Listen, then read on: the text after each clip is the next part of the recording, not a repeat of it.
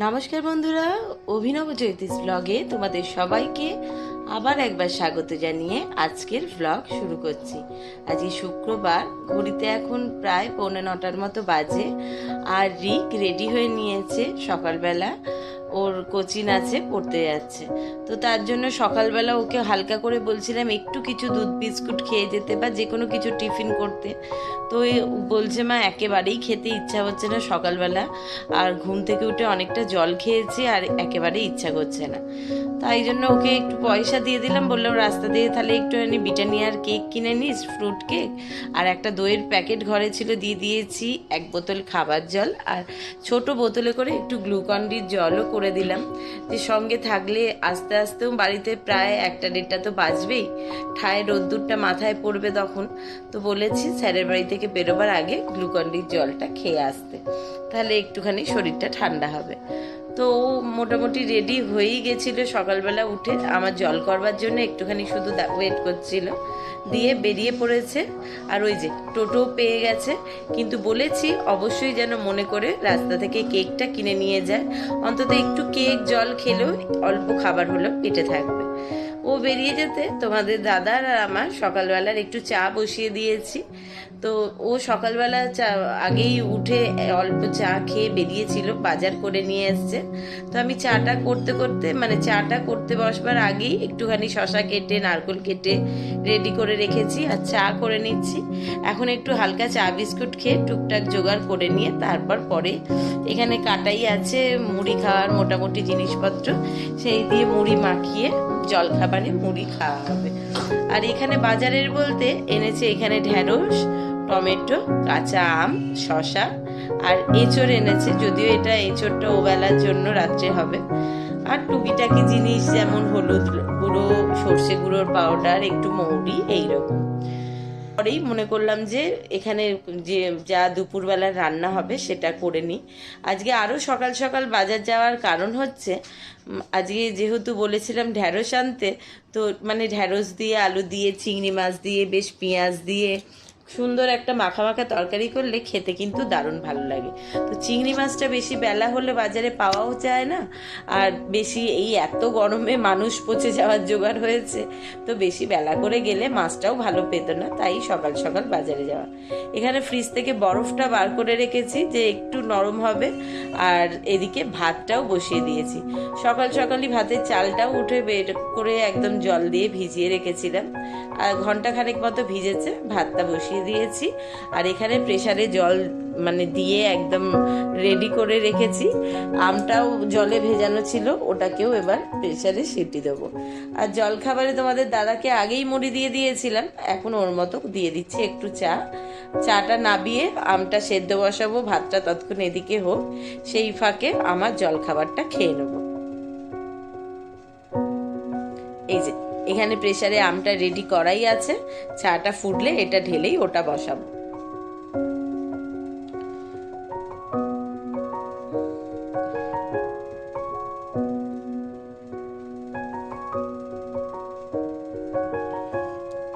রোজকার জীবন কারোর জন্যে কিছুতেই তো থেমে থাকে না।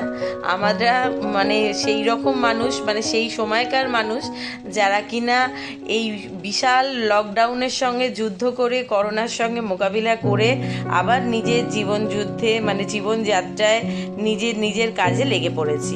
তো সেখানে এই গরম তো নেহাত তুচ্ছ ব্যাপার। যখন 30, 35, 38 ডিগ্রি অবধি উঠতো, তখন ভাবতাম যে কি করে এই দিনগুলো কাটানো যাবে। এই 40 ডিগ্রি হয়ে যাবে, বাবা এই এত মারাত্মক গরমটা কাটিয়ে ওঠা তো দুষ্কর। কিন্তু আজকের দিনে দাঁড়িয়ে যেখানে 41, 42 ডিগ্রিতেও জীবনের সমস্ত কাজ কোনোটাই বাকি নেই, অফিস কাছারি সে তো চলছেই, হয়তো কিছু সংখ্যক স্কুলগুলো ছুটি দিয়েছে, আবার কিছু বেসরকারি স্কুল ছুটি দিতে বাধ্য হয়েছে, তো বাদবাকি সমস্ত কাজই নিজের নিয়মে চলছে, আর সেটাই চলবে, কারণ কোনোটাই বিশেষ করে জীবিকা বন্ধ দিলে তো আবার জীবনটাও আটকে যাবে, মানে রুজি বন্ধ হলেই সঙ্গে সঙ্গে কিভাবে রোজগারটা না হলে তো খাবার দাবারও চলবে না, আর সেইটাই হচ্ছে জীবনের সবচেয়ে মূল স্রোত। তো রোজকার কাজ রোজকার নিয়মে চলছে। কথাগুলো বলবার কারণ তোমাদেরকে অবশ্যই পরে বলছি। তার আগে আমটা যেহেতু সেদ্ধ হওয়া ছিল, ওটা ঠান্ডা হতে আগে শরবতটা বানাবো বলে আমের কাপটা বার করে রেখেছি, আর চিনি দিয়ে মোটামুটি বরফের জল দিয়ে গুলে দাদাকে দিয়ে দেবো, আর রিক আসলে আমরা দুজন খাবো। আর দুপুরবেলার আজকে বিশেষ কিছু রান্নার নেই। এখানে বিউলির ডাল সেদ্ধ বসিয়েছি, একদম আদা মৌরি বাটা একটু হিং দিয়ে বিউলির ডালটাকে সাদলে নেবো। আর সেই সঙ্গে বললামই ঢ্যাঁড়স দিয়ে আলু দিয়ে চিংড়ি মাছ দিয়ে একটা মাখা তরকারি হবে, আর হবে পটল ভাজা। ওদিকে ভেবেছিলাম একটুখানি ডিমের কারি করব, কিন্তু দাদা বলছে এই গরমে একদম ভালো লাগছে না, এমনি নর্মাল ডিমের অমলেট করে দাও, বিউলির ডাল দিয়ে খাওয়া যাবে। এখানে একটু আদা আর মৌরি মিক্সিতে পেস্ট করে রেখেছি, ডালটাতেও সাদলে নিয়ে ফুটতে বসিয়েছি। এবার আদা মৌরি বাটাটা দিয়ে দেবো, একটু হিংও জলে ভিজিয়ে রেখেছিলাম সেটাও ডালে দিয়ে দিয়েছি। ফুটলে দারুণ সুন্দর একটা কিন্তু স্মেল আসে আদা মৌরি বাটা হিঙে। তাই জন্য বিউলির ডালটা এই গরমের সময়তে করতেও ভয় লাগে, কারণ বিউলির ডাল করলে এই গরমে তো সত্যি কথা বলতে বেশি খাবার খাওয়া যায় না, কিন্তু বিউলির ডাল হলেই আমার একটু পরিমাণে ভাতটা বেশি খাওয়া হয়েছে, এতটাই ভালো লাগে একটু খাই করে একটু বেশি হয়ে যায়। যাই হোক, এখানে একটুখানি সর্ষে মানে যেটা গুঁড়ো পাউডার আনিয়েছিলাম সেটা একটু সামান্য লবণ দিয়ে অল্প করে জলে ভিজিয়ে রেখেছি ওই ঢ্যাঁড়সের তরকারিটাতে দেবো বলে। তাহলে না বেশ নাবাবার আগে একটু সর্ষে বাটা দিলে টেস্টটা দারুণ ভালো লাগে। এখানে পটলগুলো ভাজা বসিয়ে দিয়েছি, ডাল ভাত তো হয়েই গেছে, এটা নাবিয়ে শুধু ঢ্যাঁড়সের তরকারিটা করব। আলুটা একটুখানি হালকা তেলে হালকা লাল করে ভেজে নিয়েই ঢ্যাঁড়স আর পেঁয়াজটা খুব সরু সরু পাতলা পাতলা করে, একটুখানি পেঁয়াজটা বেশি দিলে আরও বেশি ভালো লাগে, তো আমি একটুখানি বড় দেখেই দুটো পেঁয়াজ দিয়েছি। আসলে বড় দেখে পেঁয়াজটা দেওয়ার আরও কারণ হচ্ছে তরকারিটা তো হচ্ছে একটা, কিন্তু আমরা তিনটে মানুষ তিন রকম খাই। ছেলে যেমন একটু চিংড়ি মাছ আলু পেঁয়াজ দেখে খাবে, তোমাদের দাদা আবার তার উল্টো ঢ্যাঁড়স আর চিংড়ি মাছ দেখে, আর আমি বাবা সর্বভোগ মানুষ, সব কিছুই খাই, তাই আমার জন্য সব কিছুই থাকবে অল্প পরিমাণে। ছেলে তো আসলে কোনো রকম সবজি এমনি খায় না, তাই একটু সব রকমের সঙ্গে আলু দিয়ে ওকে খাওয়াবার চেষ্টা করা, যে ওই ঢ্যাঁড়স মানে তো আলুর সঙ্গেও দু একটা ঢ্যাঁড়স চলে গেলে বলি বাবা একটু খা, এটা ভালো, তাতে যদি খায়। তো একটু স্বাদ মতো লবণ, একটু হলুদ, লঙ্কার গুঁড়ো আর 2-4 দানা চিনি দিয়েছি একটু টেস্টটা ব্যালেন্স করবার জন্য। দিয়ে এটা দিয়ে একটু কষিয়ে নিয়ে আর অল্প জল দিয়ে, যেহেতু ঢ্যাঁড়সটা খুব নরম আর আলুটাও ভাজতে ভাজতে নরম হয়ে গেছিলো, অল্প পরিমাণে জল দিয়েছি। আর গ্যাসের ফ্লেমটা একদম হাই আছে। এটা একটুখানি জলটা টেনে গেলে এই যে সর্ষেটা দিয়ে দিচ্ছি, এবার সব দিয়ে নাড়াচাড়া করেই নামিয়ে নেবো, দিয়ে দাদাকে খেতে দেবো। ছেলেই এতক্ষণ বাদে বাড়িতে ঢুকলো, ঘড়িতেও প্রায় 1:45 মতো বাজতে যাচ্ছে। ওকে বললাম একটুখানি মুখ হাত ধুয়ে বস, তারপর শরবতটা দিচ্ছি। দেখো দাদার খাবারটা মানে বাড়া শুরু করেছি, আর লোডশেডিং কোনো রকমে খাবারটা দিয়েছে, আমাকে বললো যে এই এত ভাত তোলো আর ডিম ফিম কিচ্ছু করো না, আমি খাবো না। তো খেতেও বেচারা সেভাবে পারলো না, একে তো গরমে এত কষ্ট হচ্ছে, তার উপর যদি এই সময় হয় লোডশেডিং, তাহলে কি মারাত্মক কষ্টটা হয় বলো। তো কোনো রকমে খাওয়া দাওয়া করে বেরিয়ে পড়েছে অফিসের জন্য। ওই যে দেখো দূরে গাড়ি বার করছে, ও বেরোলে এবার আমাদের মা ছেলের দুজনের খাওয়া দাওয়া সেরে নেওয়ার পালা।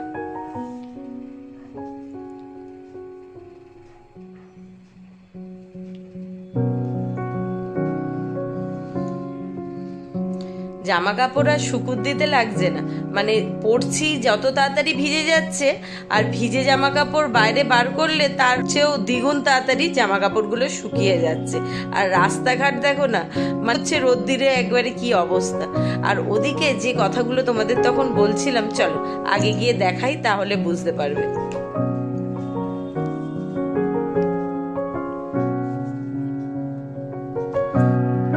সমস্ত গরমকে তুচ্ছ বলে যারা দিনের পর দিন এক নাগারে এক কাজ এমার্জেন্সি বলে খেটে যায়, তাদের এই সময়টা কি অবস্থা হয় সেটাই ভাবছি। আর এখানে গতকালকের থেকে যত জামা কাপড় কাচা ধোয়া গোছানো হয়েছে, সেই একটাও আনলাতে তোলার সময় হয়নি, সব এই চেয়ারে জমা হচ্ছে, কখন গোছাবো জানি না। এই দেখো, এই সিএসসির লোকগুলো আগের দিন বললামই আমাদের ফ্ল্যাটে একটা কেবিল ফল্টের জন্য সারা দিন ভোর লোডশেডিং ছিল, তো সেই কাজটা কোনো রকমে ওরা একটু জুড়ে দিয়ে চলে গেছিলো, সেটাই আজকে করছে।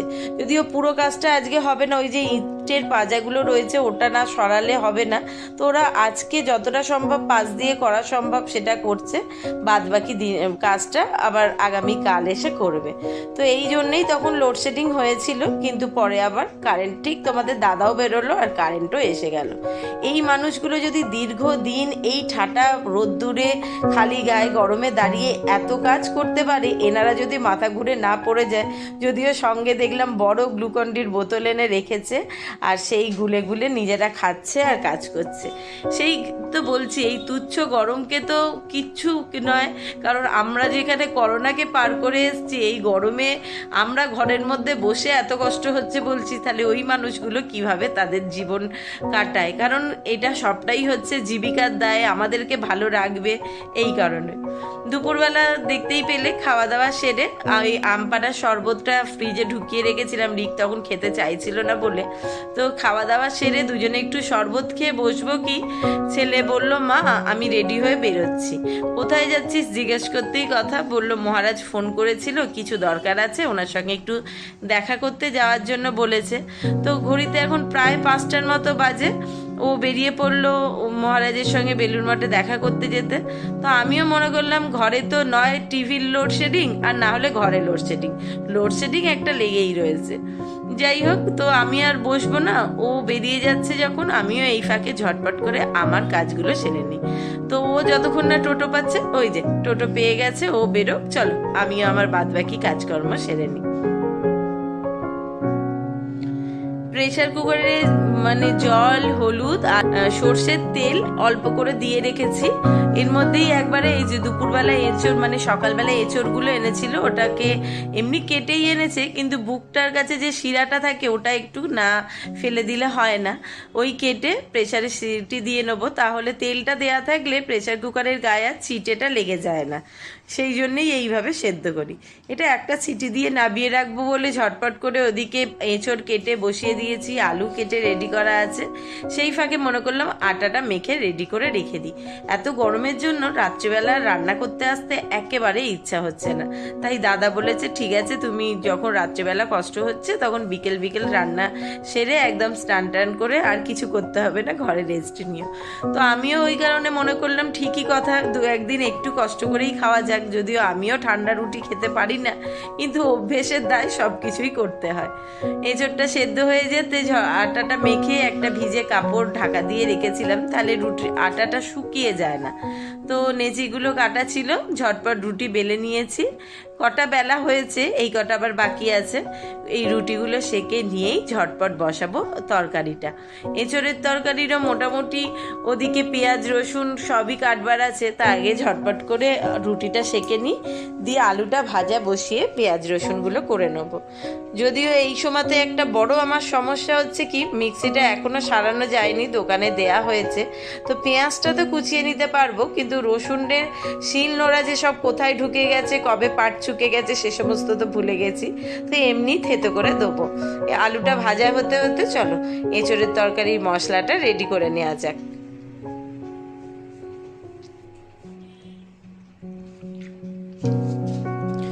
আলুটা ভেজে তুলে নিয়ে সামান্য একটু চিনি দিয়ে দিয়েছি তেলে, আর দিয়ে দিয়েছি একটু গোটা গরম মশলা। তাতে পেঁয়াজগুলো একটু পাতলা করে কুচিয়ে দিয়ে দিয়েছি।